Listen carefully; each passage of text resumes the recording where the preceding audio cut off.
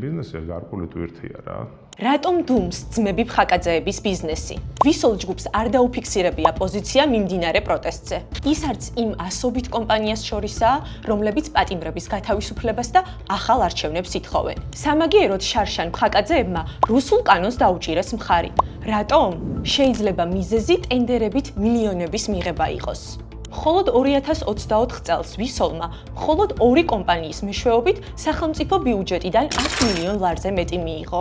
გასულ წელს ვისოლ პეტროლიუმ ჯორჯიამ 857 სახელმწიფო ტენდერი მოიგო. აქედან 852 გამარტივებული შესყიდვით, ანუ კონკურსის გარეშე.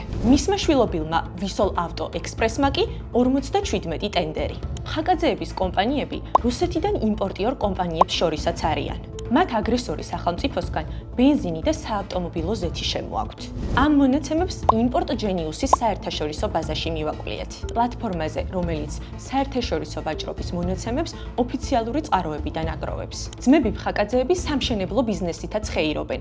თუ გაინტერესებთ როგორ, ჩვენი სტატია წაიკითხეთ.